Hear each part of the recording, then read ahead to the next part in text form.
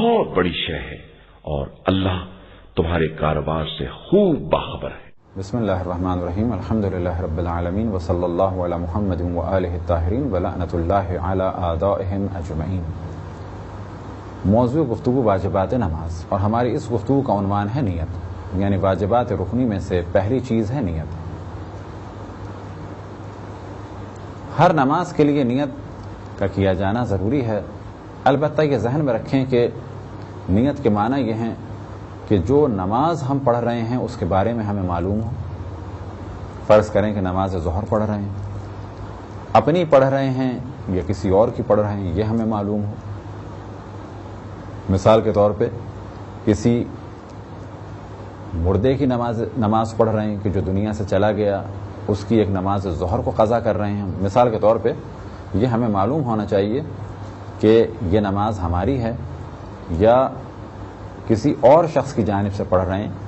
فرض کریں کوئی اپنے والد یا والدہ کی جانب سے کہ جو دنیا سے چلے گئے، ان کی قضا نماز کو ادا کر رہا ہے، بس یہ سے کلیئر ہو کہ یہ ظہر کی نماز ہے، میری جانب سے ہے یا کسی اور کی جانب سے ہے، قصر ہے یعنی 2 رکعتی ہے یا 4 رکعتی ہے، ادا ہے یعنی اس وقت جو میں نماز پڑھ رہا ہوں یہ ابھی کی ہے، یا قضا ہے۔ اور ساتھ ہی جو اصل چیز ہے وہ یہ کہ یہ نماز اللہ سبحانہ و تعالیٰ کی خوشنودی کے لیے ہو۔ نیت کا زبان پہ جاری کرنا ضروری نہیں، بلکہ اگر ذہن میں ہے تو کافی ہے۔ اب اگر کتابوں میں کہیں آپ لکھے ہوئے دیکھیں، خصوصاً وہ کتابیں کہ جو نماز سکھانے کی ہوتی ہیں، تو وہاں پر ایک نیت آپ کو ملے گی کہ میں نماز ظہر پڑھتا ہوں واجب قربتاً الی اللہ، تو یہ فقط لکھنے کی حد تک ہے۔ اگر آپ اسے زبان پہ جاری کریں تو بھی نیت ہو جائے گی، لیکن اگر زبان پہ جاری نہ کریں، فقط دل میں رکھیں، وہ کہ نیت کا تعلق دل ہی سے ہے، تو یہ نیت ہے اور کافی ہے۔ لازم ہے کہ نماز اللہ سبحانہ و تعالیٰ کی خوشنودی کے لیے ہو، اول سے آخر تک۔ بس اگر کوئی دکھانے کے لیے نماز پڑھے اس کی نماز باطل ہوگی۔ اسی طریقے سے اگر دوران نماز وہ کوئی ایسا کام انجام دے جو کسی کے دکھانے کے لیے ہو، مثال کے طور پہ قنوت کو بڑھا دے، کس کے لیے؟ لوگوں کو دکھانے کے لیے، یا قنوت میں گریہ کرے لوگوں کو دکھانے کے لیے، تو اس کی نماز باطل ہو جائے گی اور ریاکاری ہے۔ لیکن اگر فرض کریں کہ کہیں ہمارے مذہب کی بدنامی ہوتی ہو اور ہم اپنے مذہب کو بدنامی سے بچانے کے لیے نماز کو بہت اہتمام سے پڑھتے ہیں، یہ عمل ریاکاری نہیں مانا جائے گا، بلکہ کہا جائے گا کہ یہ عمل در حقیقت تبلیغ دین کا ایک حصہ ہے۔ گھر میں ممکن ہے کہ میں نماز پڑھوں بہت ہی لاؤبالی طریقے سے، لیکن پبلک میں نماز پڑھ رہا ہوں بہت احترام سے۔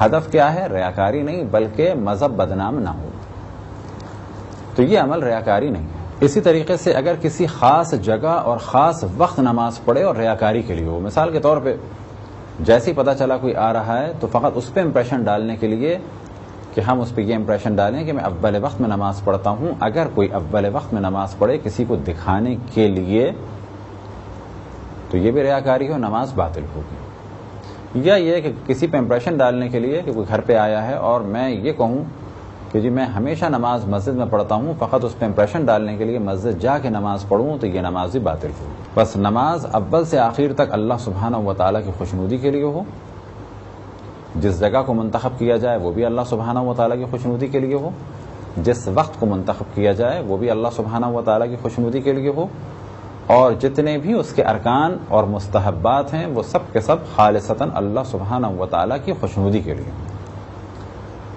خداوند تبارک و تعالیٰ سے دعا ہے کہ بحق محمد وآل محمد ہمیں اپنے رسول، اپنی حجتوں، خصوصاً امام زمان علیہ السلام کی معرفت اور اطاعت کی توفیق عطا فرمائے۔ وصلی اللہ علی محمد وآلہ الطاہرین۔